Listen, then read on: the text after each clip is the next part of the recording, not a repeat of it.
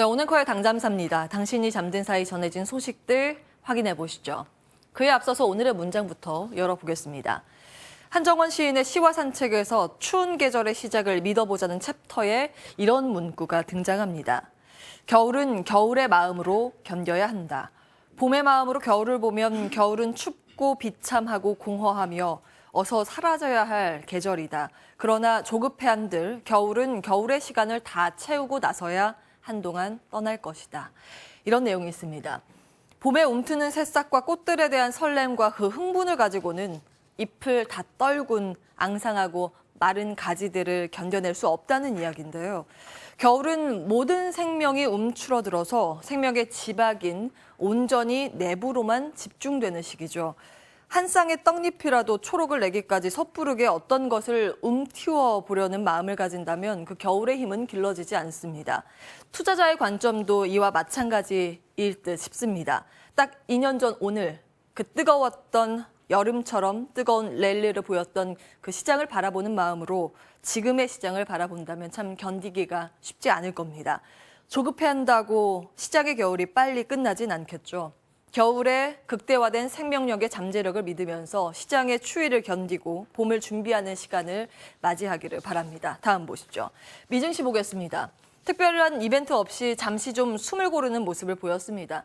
스태그플레이션 우려가 지속됐다고도 볼 수 있겠고 낙폭과대에 대한 반발 매수 심리는 한켠에 남아있다고도 볼 수 있겠습니다.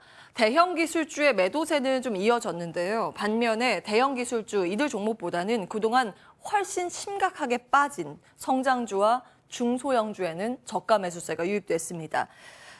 루시드는 좀 개별 이슈가 있긴 있었습니다. 사우디아라비아의 전기차 공장 건설할 계획이 전해졌습니다. 연산 한 15만 대 규모라고 전해지는데요. 이 소식의 탄력도는 컸습니다. 그리고 중소형주 중심의 저가 매수세가 뚜렷하게 나왔고요. 러셀 2000 지수는 상승 마감에 성공했습니다. 다음 보겠습니다. 특징주 조금 더 정리를 해볼 텐데 리오프닝 테마의 상승과 방위산업주의 하락이 눈에 띄었습니다. 미국이 우크라이나 수도에서 대사관 업무를 재개했다는 소식도 전해졌고요. 미국과 러시아 합참 의장이 전화 통화를 했다는 소식이 전해지면서 두 큰 줄기의 섹터가 엇갈린 표정을 지었습니다. 여행, 호텔, 숙박 테마가 간만에 상승세를 시원했고요. 그동안 좀 상승세가 컸었던 종목 위주의 낙폭이 큰 방위산업주의 하락률 기입을 해봤습니다. 다음 보시죠. 최근 국내 증시는 미증시보다 좀 덜 빠지고 미증시보다 한 발 더 빨리 상승하는 패턴을 보이곤 했습니다. 오늘도 과연 가능할까요? 우리 시장 출발 구간에 참고할 만한 수치들 쭉 정리해봤습니다. 달러 인덱스가 좀 하락하면서 NDF 역외 환율에서 우리나라 이 환율 10원 넘게 급락한 부분 우호적으로 평가가 되고 있고요. 국가 추종지수 MSCI 이머징 마켓 쪽, 신흥시장 쪽이 전반적으로 올랐다는 것을 확인하실 수가 있습니다. 한국지수 1.9%의 강세였고 코스피 200 선물은 0.8% 상승 마감에 성공했습니다. 종합적으로 이를 감안했고 어제 종가를 감안했을 때 오늘은 코스피 0.5% 내외의 상승 출발 예상되고 있습니다. 다만 장중에는 이 외국인의 순매수의 강도 여부가 지수 상승의 강도를 결정하겠죠. 다음 보겠습니다. 자, 오늘 중요한 일정이 있습니다. 오늘부터 바이든 대통령의 방한 일정이 시작됩니다. 바이든 대통령 취임 이후 첫 아시아 순방이기도 하고요. 오후 5시에 도착하자마자 바로 삼성전자의 평택 공장으로 향한다는 소식 전해지고 있습니다. 이 내용은 과거 이제 13일 당잠사에서 정리해드린 포인트고요. 아래 이제 추가적으로 최근 기대감이 모아지고 있는 소식들 정리해봤습니다. 철강업계에 대한 기대감도 있고 원자력 발전 쪽 동맹 기대감도 추가로 전해지고 있습니다. 다음 보시죠. 예상되는 의제들 쭉 정리를 해보겠습니다. 새 정부의 첫 한미 정상회담은 내일 개최 예정인데요. 이번 순방에는 오바마, 트럼프 등의 전 대통령과는 달리 중국 방문이 포함되지 않았습니다. 중국과 전략적 경쟁 상황을 고려한 일정으로 해석됩니다. 이에 따라서 중국 빼고 나머지 동맹끼리 힘을 합쳐보자는 프렌드 슈어링이라는 신조어가 이번에 핵심 전략으로 꼽힙니다. 프렌드 슈어링 혹은 동맹 슈어링이라고도 불리는데요. 공급망 이슈를 동맹과 우방국을 통해서 해결한다는 내용입니다. 이번 바이든 대통령의 한국과 일본 방문 기간 동안 이와 관련해서 인도태평양 경제 프레임워크 출범을 선언할 가능성이 높다는 평가고요. 중국의 경우 당연히 여기서 제외가 되죠. 근데 이로 인해서 미국과 중국의 갈등 촉발 우려는 있습니다. 지금 대만의 가입에 있어서는 아직 좀 신중한 입장을 보이고 있다는 점 참고해 보실 필요는 있겠습니다. 북한 관련 사안도 눈에 띕니다. 북한은 무력 시위를 지금 이어가는 와중에 코로나19 확산이라는 큰 문제를 안고 있죠. 새 정부는 북한에 대해서 완전한 비핵화 기조를 기본 방침으로 정했는데요.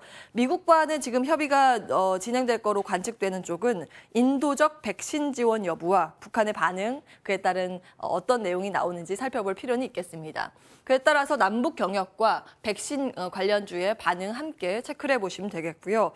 경제 안보 의제가 가장 주목도가 큰 상황이죠. 중국을 따돌리고 기술 헤게모니 유지를 위해서 한국, 일본 등의 우방국과의 기술 동맹을 강화하고자 아마 미국이 할 텐데요. 이에 따라서 바이든 대통령이 대미 투자 확대와 공급망 재편 등을 우리에게 촉구할 가능성이 있습니다. 자, 이러한 맥락 하에 또 기대감을 들이부은 이슈가 어제 있었습니다. 바로 배터리 쪽인데 다음 보겠습니다. 여기 보시면 양극재 쪽이 특이하게 LNF가 LG, 삼성, SK 다 들어갑니다. 양극재 쭉 다른 쪽 보시고 포스코 케미컬과 에코프로 BM 등이 양극재에 포진돼 있습니다. 음극재 쪽, 분리막, 전해액, 또 첨가제, 동박 쪽이 쭉 정리가 돼 있는데요. 최근 후성과 첨보 등의 첨가제 관련 기업들의 시세 분출도 눈에 띄는 상황이고, 동박은 워낙 이제 만드는 기업이 제한적입니다. 그래서 그 제한된 수혜를 이쪽이 다 가지고 있다는 점 참고해 보시면 되겠습니다. 다음 보시죠. 마지막으로 기사 하나만 더 체크해 보겠습니다.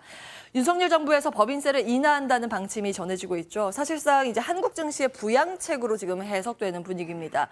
법인세율 3%포인트 인하한다 그러면 5년 복리 18% 순익 증가 효과가 있고요. 탑라인 매출 성장이 가파른 회사의 경우에는 순익 30% 이상의 상승 효과를 누릴 수 있다는 게 업계의 기대감입니다. 과거 미국의 트럼프 정권의 감세 정책으로 나스닥 랠리를 이끌었던 점이 다시 회자되고 있습니다. 물론 현재는 아직까지는 검토 단계입니다. 그래서 실제 통과 여부는 지속 확인이 필요하긴 합니다. 그리고 이제 재정 문제가 사실 있는데 법인세, 상속세, 부동산 보유세 다 내리겠다고 하면 그 재정은 어디에서 메꿀 것인가에 대한 문제입니다. 국채 발행이 늘어나는 거 아니냐라는 우려가 있긴 합니다만 세법 개정안은 9월에 국회에 제출이 되고요. 통과되면 2023년부터 적용이 되기 때문에 일단은 시장에서 경기 활성화 의지가 강하다고 해석을 할 수 있다는 내용으로 참고해 보시면 되겠습니다. 온앵커의 당잠사였습니다.